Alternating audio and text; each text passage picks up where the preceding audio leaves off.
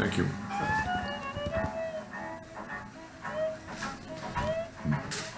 Grandpa. Oh, we just smiled here, huh? Well, I'm not in what this. should we talk about? What? What should we talk about? Well, I don't know. You want to talk about Concord? Sure. Well, do you know what the story about Lexington and Concord? No. Sounds familiar. Well, that was the beginning of the Revolutionary War on that day. And I don't know if you know the whole story. I can tell you the whole story. Tell me the whole story. Well, Concord and Lexington are about 7 or 8 miles apart. And the British heard that there's some ammunition, war material up in Concord that the Patriots were hiding. So you've heard of one if by land and two if by sea? Mm-hmm.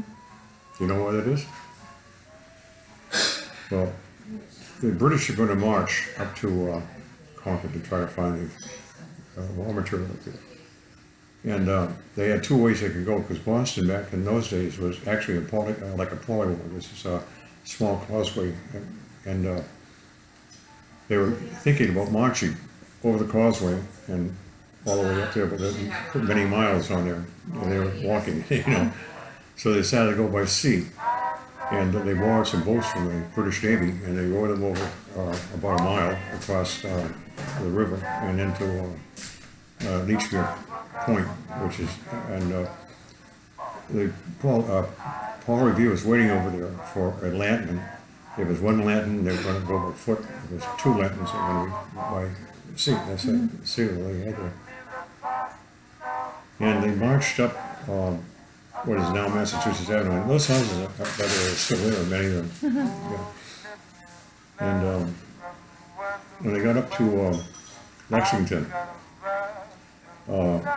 the Lexington militia was called out. It was if they could do much against the British Army, but anyway, they called them out.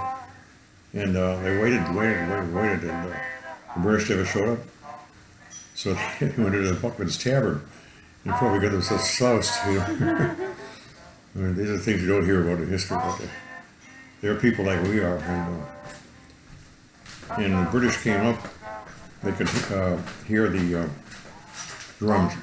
And they marched very slowly. They like a stroll, because they marched too fast to wear them out. And they're pretty smart people. How they did that.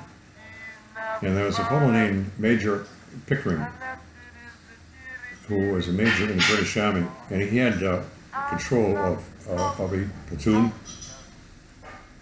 And he was brand new to the platoon because the regular officer was homesick. He couldn't take the march.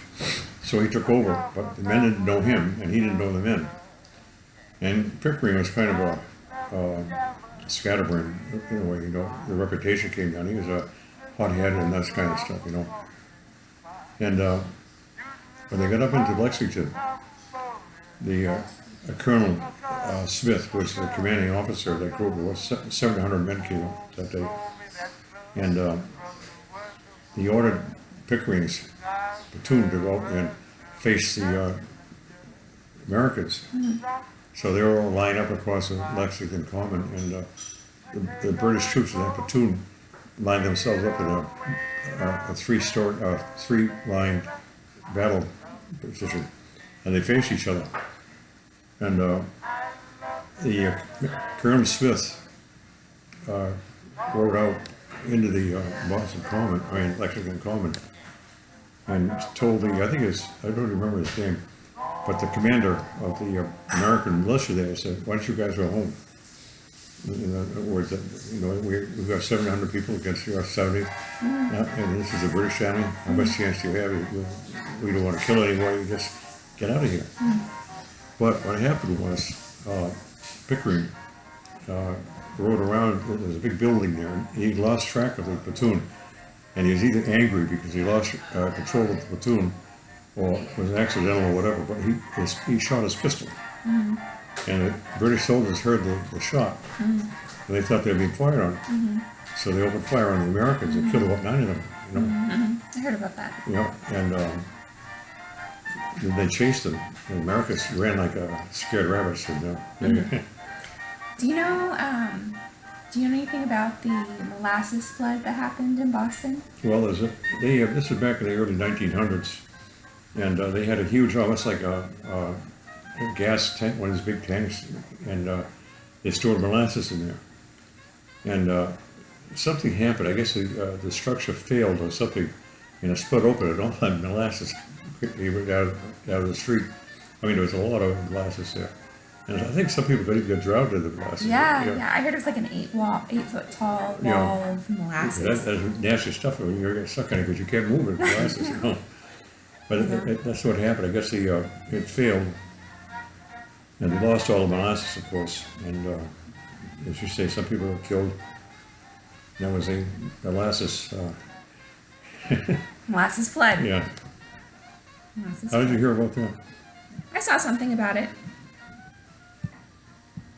Anything else you want to know? A lot. Everything.